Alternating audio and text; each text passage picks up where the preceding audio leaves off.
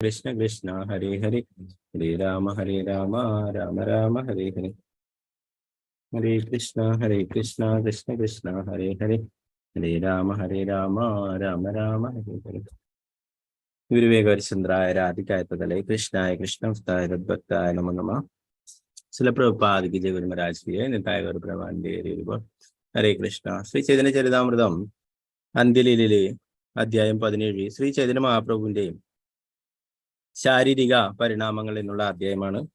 ചെറിയ അധ്യായമാണ്, 73 ശ്ലോകങ്ങളാണുള്ളത്. നമുക്ക് നോക്കാം.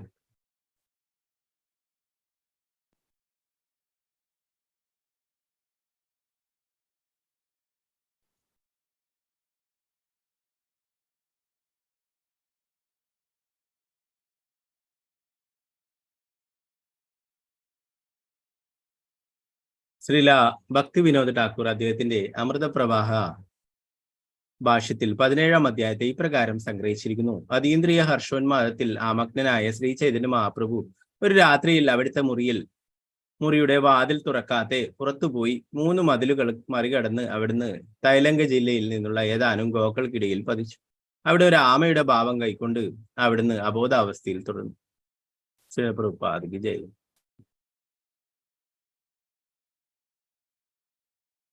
ഓം നമോ ഭഗവതേ വാസുദേവായ.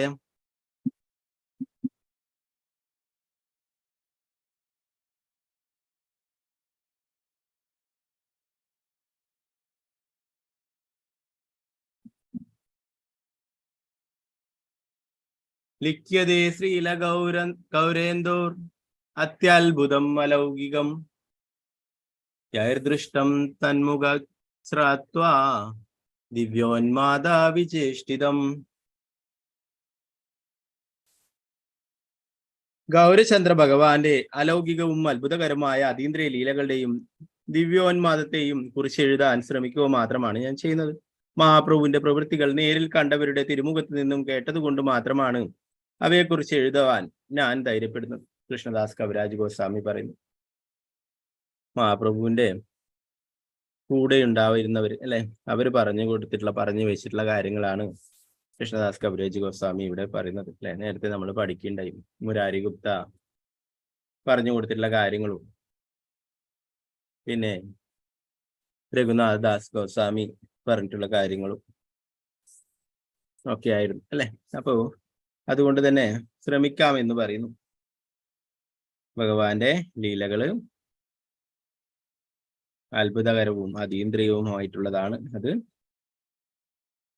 വിവരിക്കാനായിട്ട് എഴുതാനായിട്ട് ശ്രമിക്കാമെന്ന് പറയും.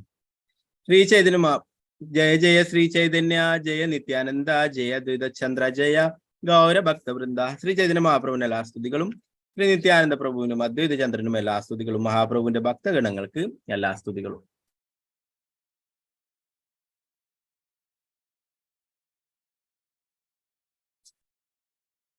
ഹർഷോന്മാദത്തിൽ ആമഗ്നായി ശ്രീ ചൈതന്യ മഹാപ്രഭു രാവും പകലും ഒരു ഭ്രാന്തനെ പ്രവർത്തിക്കുകയും സംസാരിക്കുകയും ചെയ്തു. ഏകദിന പ്രഭു സ്വരൂപ രാമാനന്ദ സംഘേ അർദ്ധരാത്രി ഗോനായില കൃഷ്ണ കഥാരംഗേ. ഒരിക്കൽ ശ്രീ ചൈതന്യ മഹാപ്രഭു സ്വരൂപ് ദാമോദര ഗോസ്വാമിയുടെയും രാമാനന്ദരായരുടെയും സംഘത്തിൽ ഭഗവാൻ കൃഷ്ണന്റെ ലീലകളെ കുറിച്ച് സംസാരിച്ച് പാതിരാത്രി ചെലവഴിച്ചു. അവർ കൃഷ്ണകഥകൾ സംസാരിച്ചു കൊണ്ടിരിക്കുമ്പോൾ ശ്രീ ചൈതന്യ മഹാപ്രഭുവിന്റെ അതീന്ദ്രിയ ഭാവങ്ങൾക്കു അനുരൂപമായി സ്വരൂപ് ദാമോദര ഗോസ്വാമി ഗീതം ആലപിക്കും. ശ്രീ ചൈതന്യ മഹാപ്രഭുവിന്റെ ഭാവനിർവൃതിക്ക് പരിപൂരകമായി വിദ്യാപതി, ചണ്ഡീദാസൻ എന്നിവരുടെ ഗ്രന്ഥങ്ങളിലെയും പ്രത്യേകിച്ച് ജയദേവ് ഗോസ്വാമിയുടെ ഗീതാ ഗോവിന്ദത്തിലെയും ശ്ലോകങ്ങൾ രാമാനന്ദരായർ ഉദ്ധരിക്കും. ഇടയ്ക്കിടെ ശ്രീ ചൈതന്യ മഹാപ്രഭുവും ഒരു ശ്ലോകം ചൊല്ലും. അതിനുശേഷം അത്യന്തം വിലപിച്ചുകൊണ്ട് അതിന്റെ അർത്ഥം വിശദീകരിക്കും.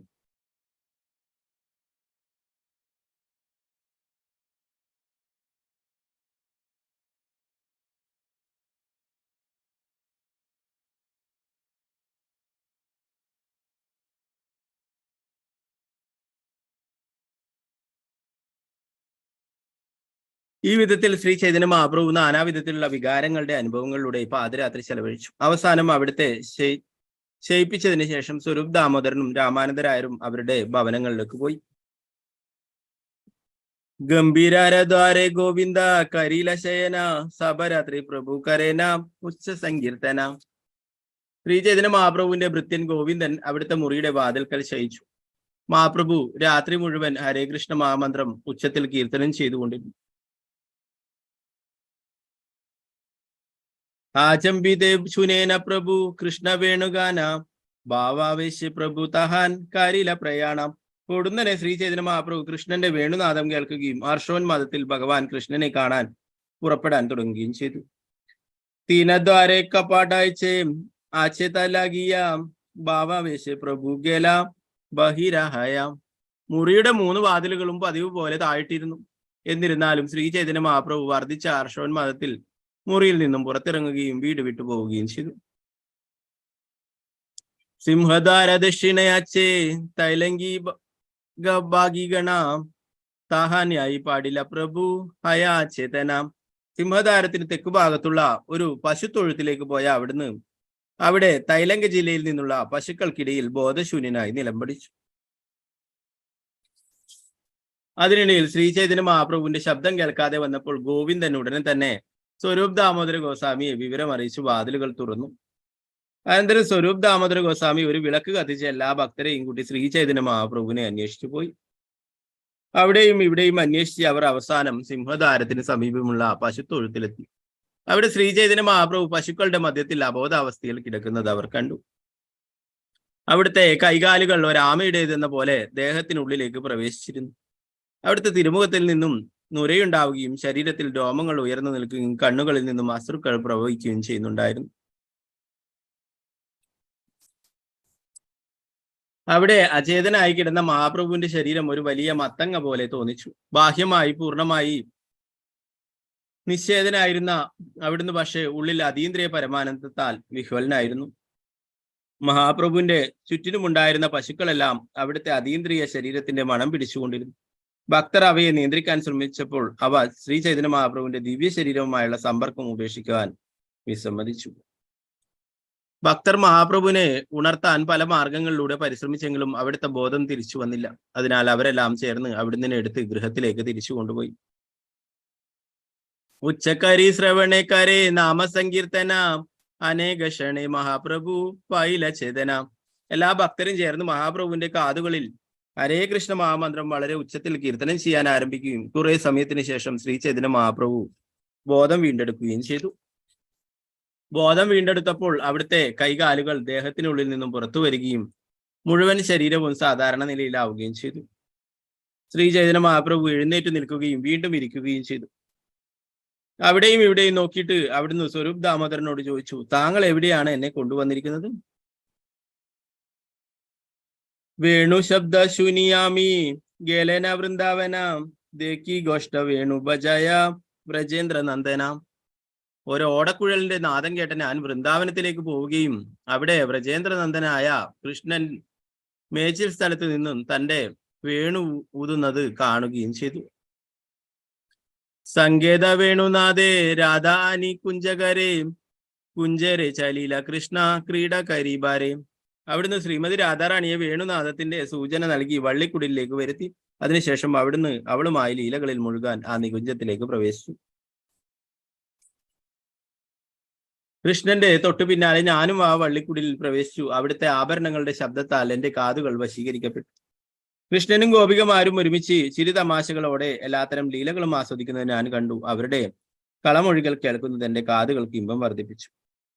ആ സമയത്ത് നിങ്ങൾ എല്ലാവരും ഒരു ആരവമുയർത്തി എന്നെ ബലാത്കാരമായി ഇവിടെ തിരികെ കൊണ്ടുവന്നു. നിങ്ങൾ എന്നെ ഇവിടേക്ക് തിരികെ കൊണ്ടുവന്നതിനാൽ കൃഷ്ണന്റെയും ഗോപികമാരുടെയും അമൃത സമാനമായ ശബ്ദങ്ങളോ അവരുടെ ആഭരണങ്ങളുടെയോ ഓടക്കുഴലിന്റെയോ ശബ്ദമോ പിന്നീട് എനിക്ക് കേൾക്കാൻ കഴിഞ്ഞില്ല. ശ്രീ ചൈതന്യ മഹാപ്രഭു സ്വരൂപ് ദാമോദരനോട് വർദ്ധിച്ച ഹർഷോന്മാദത്താൽ ഗദ്ഗദ ശബ്ദത്തിൽ പറഞ്ഞു, എന്റെ കാതുകൾ ദാഹിച്ചു മരിക്കുകയാണ്. ഈ ദാഹം ശമിപ്പിക്കുവാൻ എന്തെങ്കിലും ശ്ലോകം ചൊല്ലൂ, ഞാനത് കേൾക്കട്ടെ. ശ്രീ ചൈതന്യ മഹാപ്രഭുവിന്റെ ഭാവവികാരങ്ങൾ മനസ്സിലാക്കിയ സ്വരൂപ് ദാമോദരൻ ഇനി വരുന്ന ശ്രീമദ് ഭാഗവത ശ്ലോകം മധുരസ്വരത്തിൽ ചൊല്ലി.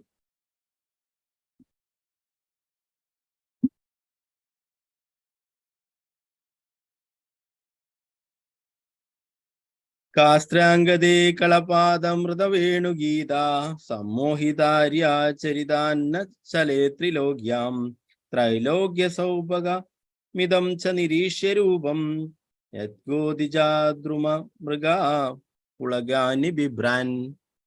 ഗോപികമാർ പറഞ്ഞു, പ്രിയപ്പെട്ട കൃഷ്ണ, അങ്ങയുടെ അത്ഭുതകരമായ ഓടക്കുഴലിൽ നിന്ന് വരുന്ന മധുരഗാനങ്ങളുടെ താളങ്ങളാൽ വശീകരിക്കപ്പെടാത്ത ഏതൊരു സ്ത്രീയാണ് ത്രിലോകങ്ങളിൽ ഉള്ളത്? ഈ വിധത്തിൽ ചാരിത്രത്തിന്റെ പാതയിൽ നിന്ന് ആരാണ് അധപ്പതിക്കാത്തത്?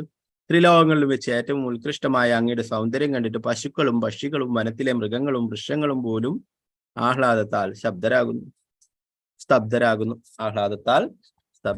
ശ്രീമദ് ഭാഗവതം 10:29-40 നിന്നുള്ള ശ്ലോകമാണ്.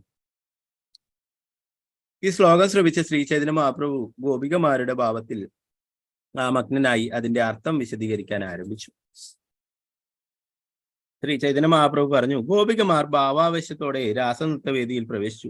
പക്ഷെ കൃഷ്ണന്റെ അവഗണനയുടെയും വിരക്തിയുടെയും വാക്കുകൾ കേട്ട അവർ അവിടുന്ന് അവരെ ത്യജിക്കുവാൻ തുടങ്ങിയായിരുന്നെന്ന് മനസ്സിലാക്കി. അതിനാൽ അവർ അവിടുന്ന് കോപത്തോടെ ശാസിക്കാൻ തുടങ്ങി. അവർ പറഞ്ഞു, അല്ലയോ പ്രിയ കാമുക, ദയവായി ഒരു ചോദ്യത്തിന് മാത്രം ഉത്തരം നൽകുക.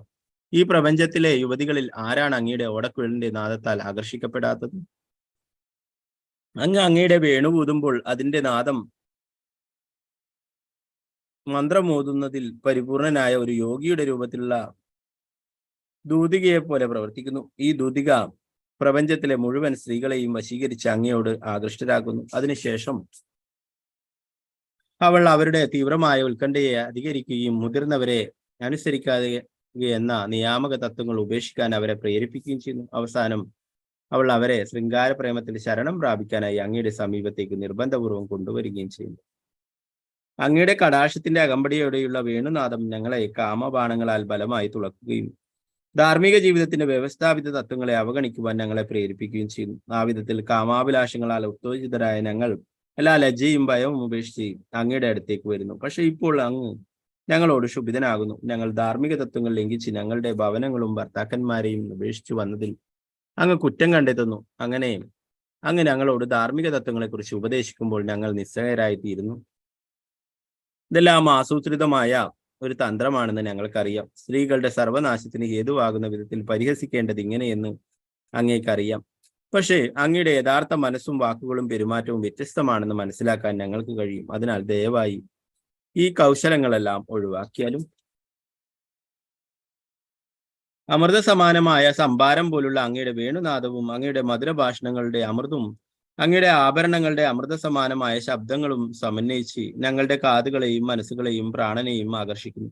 ഈ വിധത്തിൽ അങ്ങ് ഞങ്ങളെ ഹനിക്കുന്നു. ഭാവഭരിത പ്രേമത്തിന്റെ തരംഗങ്ങളിൽ ആറാടിക്കൊണ്ടിരിക്കവേ ശ്രീ ചൈതന്യ മഹാപ്രഭു ക്രുദ്ധഭാവത്തിൽ ഈ വാക്കുകൾ പറഞ്ഞു. ഉത്കണ്ഠയുടെ സാഗരത്തിൽ ആമഗ്നനായ അവിടുന്ന് ഇതേ ഭാവം പ്രകടമാക്കിക്കൊണ്ട് ശ്രീമതി രാധാറാണി ചൊല്ലിയ ഒരു ശ്ലോകം ഉരുവിട്ടു. പിന്നീട് അവിടുന്ന് ആ ശ്ലോകം സ്വയം വിശദീകരിക്കുകയും ഈ വിധത്തിൽ കൃഷ്ണന്റെ മാധുര്യം ആസ്വദിക്കുകയും ചെയ്തു.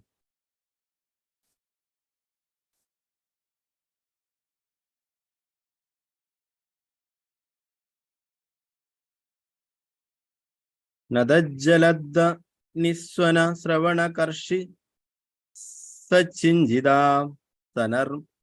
സനർമരസസൂചകാക്ഷര പദാർത്ഥ ഭംഗുതിക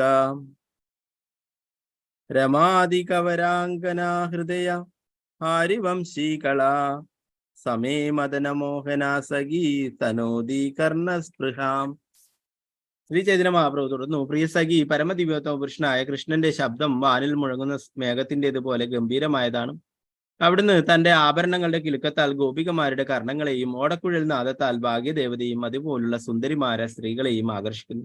മദനമോഹനൻ എന്നറിയപ്പെടുന്ന ആ പരമപുരുഷന്റെ നർമ്മഭാഷണങ്ങൾ അനേകം സൂചനങ്ങളും അഗാധമായ അർത്ഥങ്ങളും നിറഞ്ഞതാണ്. അവിടുന്ന് എന്റെ കർണങ്ങളുടെ കാമാഭിലാഷങ്ങളെ വർദ്ധിപ്പിക്കുന്നു. കൃഷ്ണന്റെ ഗംഭീര ശബ്ദം പുതുതായി രൂപം കൊണ്ട മേഘങ്ങളുടെ ശബ്ദത്തെക്കാൾ മുഴക്കമുള്ളതാണ്. അവിടുത്തെ മധുരഗാനം കുയിലിന്റെ മധുരനാദത്തെ വെല്ലുന്നതാണ്.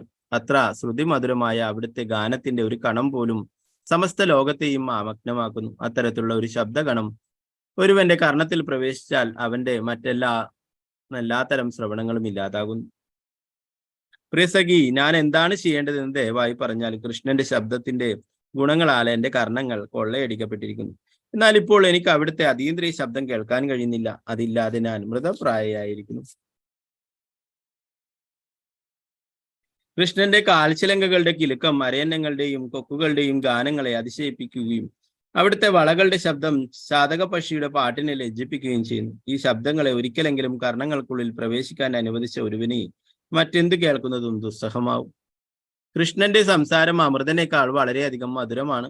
അവിടുത്തെ ഉല്ലാസകരമായ ഓരോ വാക്കും അർത്ഥസമ്പൂർണമാണ്. കൃഷ്ണന്റെ സംസാരം കർപ്പൂരം പോലുള്ള അവിടുത്തെ മന്ദഹാസവുമായി ചേരുമ്പോൾ തൽഫലമായുണ്ടാകുന്ന ശബ്ദവും വാക്കുകളുടെ ഗാഠമായ അർത്ഥവും വിവിധ അതീന്ദ്രിയ രസങ്ങൾ സൃഷ്ടിക്കുന്നു. അതീന്ദ്രിയവും പരമാനന്ദകരവുമായ ആ അമൃതിന്റെ ഒരു കണം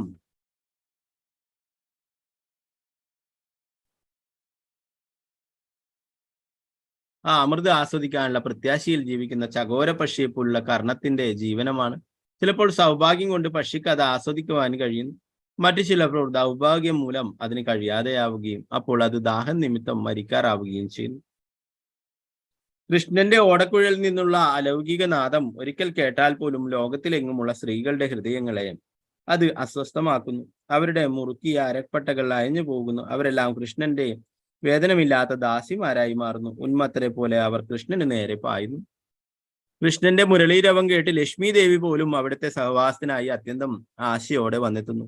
എങ്കിലും അവൾക്ക് അത് ലഭിക്കുന്നില്ല. അവിടുത്തെ സഹവാസത്തിനായുള്ള തൃഷ്ണയുടെ തിരമാലകൾ വർദ്ധിക്കുമ്പോൾ അവൾ തപശ്ചര്യകൾ അനുഷ്ഠിക്കുന്നു. എന്നിട്ടും അവൾക്ക് അവിടുന്ന് സന്ധിക്കുവാൻ സാധിക്കുന്നില്ല. അമൃത സമാനമായ ഈ 4 ശബ്ദങ്ങൾ, കൃഷ്ണന്റെ ഭാഷണങ്ങൾ, അവിടുത്തെ നൂപുരങ്ങളുടെയും കൈവളകളുടെയും കിലുക്കം, അവിടുത്തെ ശബ്ദവും അവിടുത്തെ വേണുനാദവും മഹാഭാഗ്യവാനായ ഒരുവന് മാത്രമേ കേൾക്കാൻ കഴിയൂ. ഈ ശബ്ദങ്ങൾ കേൾക്കാത്ത പക്ഷം ഒരുവന്റെ കർണങ്ങൾ സുഷിരമുള്ള ചെറിയ ശംഖുകൾ പോലെ ഉപയോഗശൂന്യമാണ്.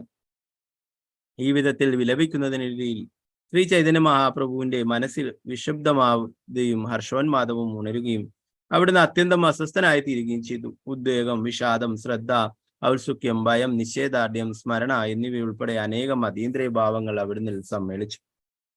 ഈ ഭാവവികാരങ്ങളുടെ എല്ലാം സഞ്ചയം ഒരിക്കൽ ബില്ലമംഗല ഠാക്കൂറിന്റെ അഥവാ ലീലാശുഗന്റെ മനസ്സിൽ ശ്രീമതി രാധാറാണിയുടെ ഒരു പ്രസ്താവന ഉണർത്തി. അതേ ഹർഷോന്മാദ ഭാവത്തിൽ ഇപ്പോൾ ശ്രീ ചൈതന്യ മഹാപ്രഭു ആ ശ്ലോകം ചൊല്ലുകയും സാമാന്യ ജനങ്ങൾക്ക് അറിവില്ലാത്ത അതിന്റെ അർത്ഥം ഉന്മാദത്തിന്റെ ബലത്തിൽ അവിടുന്ന് വിവരിക്കുകയും ചെയ്തു.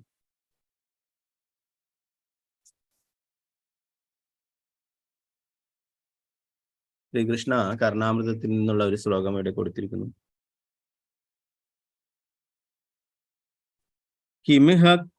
കിമിഹ കൃണുമാകസ്യ ബ്രുമ കൃതം കൃതാമാശയാ കഥയത കഥാമന്യാം ധന്യാമഹോ ഹൃദയേശയഃ മധുരമധുരസ്മേരാകാരേ മനോനയനോത്സവേ കൃപണ കൃഷ്ണേ തൃഷ്ണ ചിരംബദലംബദേ.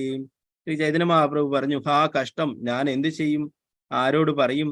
കൃഷ്ണനെ കാണണമെന്നുള്ള പ്രത്യാശയോടെ ഞാൻ ചെയ്തതായിരിക്കട്ടെ.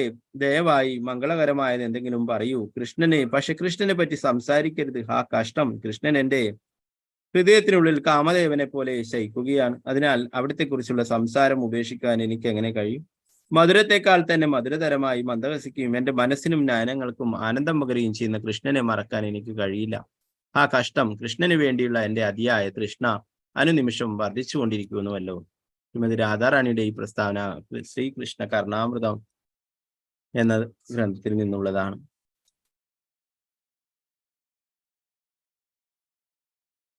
ഏ കൃഷ്ണേര വിരഹേ ഉദ്വേഗേ മനസ്ഥിരനഹേ പ്രാപ്ത്യുപായ ചിന്തനനായാം ഏ ബാതുമീ സഗീഗണ വിഷാദേ ബൗലമന കാരേ പൂച്ചേൻ കേ കഹേ ഉപായ.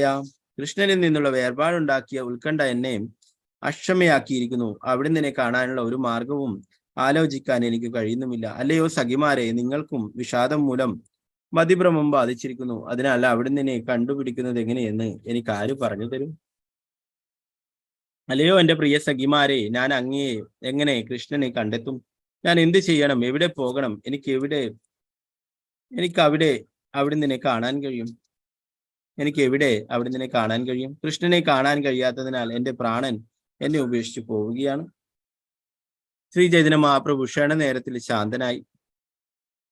തന്റെ മാനസികാവസ്ഥയെക്കുറിച്ച് ആലോചിച്ചു. അവിടുന്ന് പിങ്കളയുടെ വാക്കുകൾ ഓർമ്മിക്കുകയും ആ സ്മരണ സംസാരിക്കാൻ പ്രേരിപ്പിക്കുന്ന തരത്തിലുള്ള ഒരു ഭാവാവേശം അവിടുന്ന് ഉണർത്തുകയും ചെയ്തു. അപ്രകാരം അവിടുന്ന് ശ്ലോകത്തിന്റെ അർത്ഥം വിശദമാക്കി. ശ്രീ ചൈതന്യ മഹാപ്രഭു പറഞ്ഞു, കൃഷ്ണനെ സന്ധിക്കാമെന്ന പ്രത്യാശ കൈവെടിഞ്ഞാൽ എനിക്ക് സുഖമുണ്ടാവും. അതിനാൽ കൃഷ്ണനെ കുറിച്ചുള്ള ഒട്ടും സ്തുത്യർഹമല്ലാത്ത ഈ സംസാരം നമുക്ക് നിർത്താം. മഹനീയമായ മറ്റു വിഷയങ്ങളെക്കുറിച്ച് സംസാരിക്കുക വഴി കൃഷ്ണനെ വിസ്മരിക്കുന്നതാവാം നമുക്ക് നല്ലത്. ഈ വിധത്തിൽ സംസാരിക്കുന്നതിനിടയിൽ ശ്രീമതി രാധാറാണി പെട്ടെന്ന് കൃഷ്ണനെ സ്മരിച്ചു. അവിടുന്ന് അവളുടെ ഹൃദയത്തിൽ പ്രത്യക്ഷനായി അത്യന്തം വിസ്മിതനായി സഖിമാരോട് പറഞ്ഞു, ഞാൻ വിസ്മരിക്കാൻ ആഗ്രഹിക്കുന്ന വ്യക്തി എന്റെ ഹൃദയത്തിൽ ശയിക്കുകയാണ്. ശ്രീമതി രാധാറാണിയുടെ ഭാവാവേശം കൃഷ്ണനെ കാമദേവനാണെന്ന് വിചാരിക്കാൻ പ്രേരിപ്പിക്കുന്നു. ഈ ധാരണ അവളെ ഭയപ്പെടുത്തി. അവൾ പറഞ്ഞു, ലോകത്തെ മുഴുവൻ ജയിച്ചടക്കുകയും എന്റെ ഹൃദയത്തിൽ പ്രവേശിക്കുകയും ചെയ്തിരിക്കുന്ന ഈ കാമദേവൻ എന്റെ ഏറ്റവും വലിയ ശത്രുവാണ്. എന്തെന്നാൽ തന്നെ വിസ്മരിക്കുവാൻ അവിടുന്ന് എന്നെ അനുവദിക്കുന്നില്ല. അപ്പോൾ അത്യുത്കടമായ ഔത്സുക്യം ഭാവവികാരങ്ങളുടെ മറ്റെല്ലാ സൈനികരെയും കീഴടക്കുകയും ശ്രീമതി രാധാറാണിയുടെ മനസ്സാമ്രാജ്യത്തിൽ അനിയന്ത്രിതമായ ഒരാഗ്രഹം ഉദിക്കുകയും ചെയ്തു. വളരെയധികം ദുഃഖിതയായ അവൾ അപ്പോൾ സ്വന്തം മനസ്സിനെ ശാസിച്ചു. കൃഷ്ണനെ കുറിച്ച് ഞാൻ ചിന്തിക്കാതിരുന്നാൽ ദീനമായ എന്റെ മനസ്സ് വെള്ളത്തിൽ നിന്നും കരയിൽ വീണ ഒരു മത്സ്യത്തെ പോലെ ക്ഷണനേരം കൊണ്ട് മരിച്ചുപോകും. പക്ഷെ മധുരമന്ദഹാസം തൂകുന്ന കൃഷ്ണന്റെ തിരുമുഖം കാണുമ്പോൾ എന്റെ മനവും മിഴികളും അതിയായി ആഹ്ലാദിക്കുകയും കൃഷ്ണന് വേണ്ടിയുള്ള എന്റെ തൃഷ്ണ ഇരട്ടിക്കുകയും ചെയ്യുന്നു. ആഹാ കൃഷ്ണ പ്രാണദാന, ആഹാ പത്മലോചന, ആഹാ ദിവ്യ സദ്ഗുണസാഗര, ആഹാ ശ്യാമസുന്ദര, ആഹാ പീതാംബരധര, ആഹാ രാസവിലാസ നാഗര. എന്റെ പ്രാണനാഥനായ കൃഷ്ണൻ എവിടെയാണ് ആ രാജീവലോചനൻ?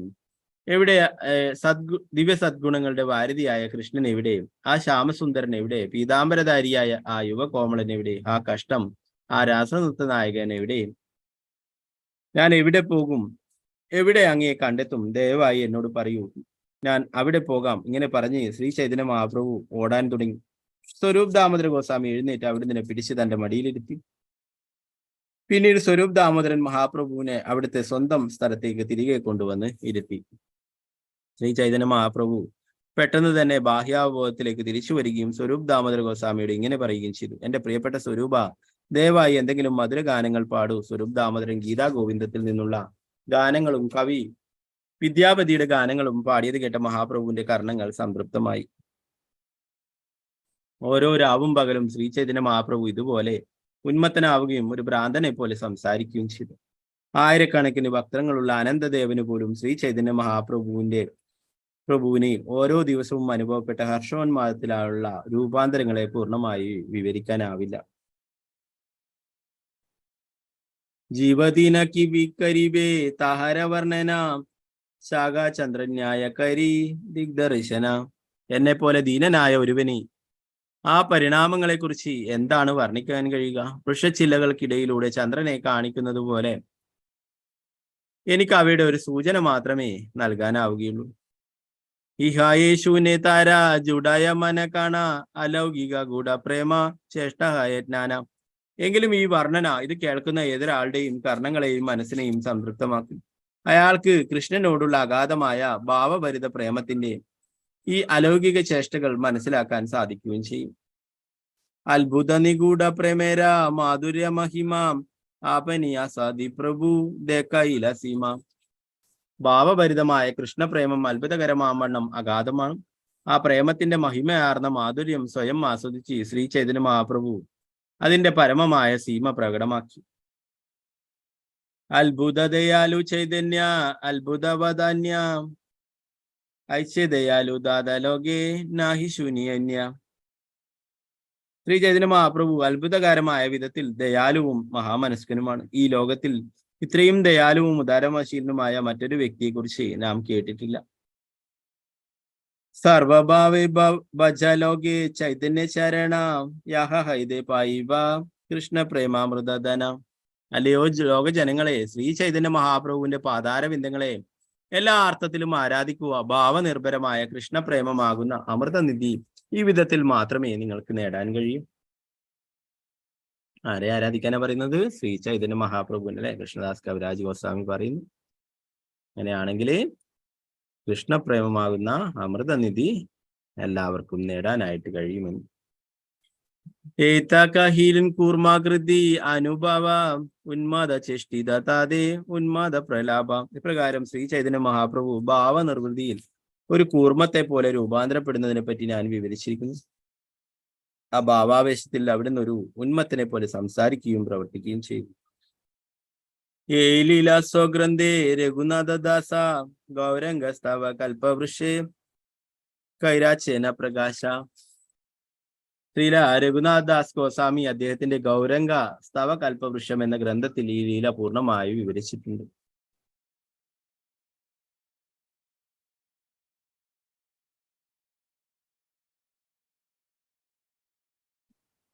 അനുദ്ഘാട്യധാരത്രയമൂരുജ ഭിത്തിത്രയമഹോ വില്ലംഘ്യേച്ഛോ കാലിംഗ സുരഭി മധ്യ നിബിദതിക തനുദ്യസങ്കോജാത് കമട ഇവ കൃഷ്ണരു വിരഹോ വിരജാൻ ഗൗരംഗോ ഹൃദയ ഉദയൻ മാം മദയതി. ഇതെത്ര വിസ്മയകരമാണ്. ശ്രീ ചൈതന്യ മഹാപ്രഭു അവിടുത്തെ വാസസ്ഥലത്തിലെ ശക്തമായി അടച്ചുപൂട്ടിയിരുന്ന 3 വാതിലുകളും തുറക്കാതെ പുറത്തിറങ്ങി ഉയരമുള്ള 3 ഭിത്തികൾ കടന്നു ചെന്ന അവിടുന്ന് പിന്നീട് കൃഷ്ണനിൽ നിന്നുള്ള വിരഹത്തിന്റെ തീവ്ര വികാരങ്ങളാൽ തൈലങ്ക ജില്ലയിൽ നിന്നുള്ള പശുക്കളുടെ മധ്യത്തിൽ പതിക്കുകയും ശരീരത്തിലെ എല്ലാ അവയവങ്ങളെയും ഒരു കൂർമ്മത്തെ പോലെ ഉള്ളിലേക്ക് സങ്കോചിപ്പിക്കുകയും ചെയ്തു. ആ വിധത്തിൽ കാണപ്പെട്ട ശ്രീ ചൈതന്യ മഹാപ്രഭു എന്റെ ഹൃദയത്തിൽ ഉദിച്ച് എന്നെ ഉന്മത്തനാക്കുന്നു. ശ്രീരൂപ രഘുനാഥ പദേ യാരാശ ചൈതന്യ ചരിതാമൃത കഹേ കൃഷ്ണദാസ. ശ്രീരൂപ രഘുനാഥ ഗോസ്വാമിമാരുടെ പാതാരവിന്ദങ്ങളിൽ പ്രാർത്ഥിച്ചുകൊണ്ടും അവരുടെ കാരുണ്യം സദാ അഭിലഷിച്ചുകൊണ്ടും കൃഷ്ണദാസൻ എന്ന ഞാൻ അവരുടെ തൃച്ചേവടികൾ പിന്തുടർന്നുകൊണ്ട് ശ്രീ ചൈതന്യ ചരിതാമൃതം വർണ്ണിക്കും. ശ്രീ ചൈതന്യ ചരിതാമൃതം അന്ത്യലീലയിലെ ശ്രീ ചൈതന്യ മഹാപ്രഭുവിന്റെ തന്റെ അവയവങ്ങളെ ഒരു ആമയെ പോലെ ഉൾവലിച്ച ലീല വർണ്ണിക്കുന്ന 17-ാം അധ്യായത്തിന്റെ ഭക്തി വേദാന്ത ഭാഷ്യം ഇപ്രകാരം സമ്പൂർണ്ണമാകും. ശ്രീ പ്രഭുപാദ് കി ജയ്. ശ്രീ ചൈതന്യ ചരിതാമൃതം കി ജയ്. കൃഷ്ണദാസ് കവിരാജ് ഗോസ്വാമി കി ജയ്.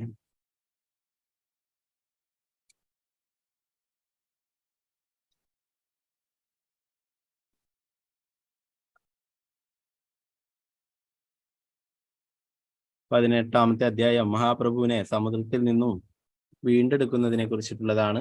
നമുക്ക് നാളത്തെ ക്ലാസ്സിൽ നോക്കാം.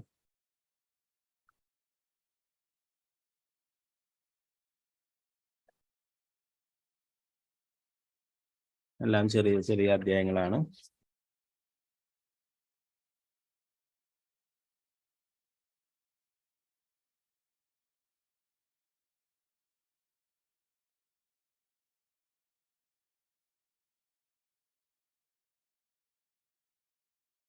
ഓക്കെ, 20 അധ്യായങ്ങളോടെ ശ്രീ ചൈതന്യ ചരിതാമൃതം അന്ത്യലീല തീരുകയാണ്.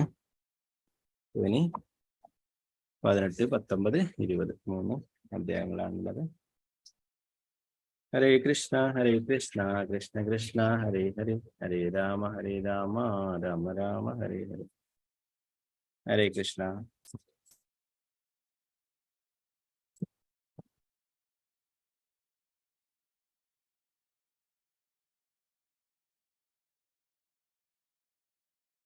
ആർക്കെങ്കിലും ഇന്നെടുത്ത ഭാഗങ്ങൾ എന്തെങ്കിലും സംശയങ്ങളുണ്ടെങ്കിൽ ചോദിക്കാം. സംശയങ്ങളൊന്നും ഇല്ലാത്തവർക്ക് എക്സിറ്റ് ആവാം. വാഞ്ചകൽപതരൂപശ്ച കൃപാസിന്ധുഭ്യശ്ച പതിതാനാം ഭാവനേഭ്യോ വൈഷ്ണവേഭ്യോ നമഃ. അനന്തകോടി വൈഷ്ണവ വൃന്ദയ്ക്ക് ജയ്. ശ്രീ പ്രഭുപാദ് കി ജയ്. ധർമ്മരാജ് കി ജയ്.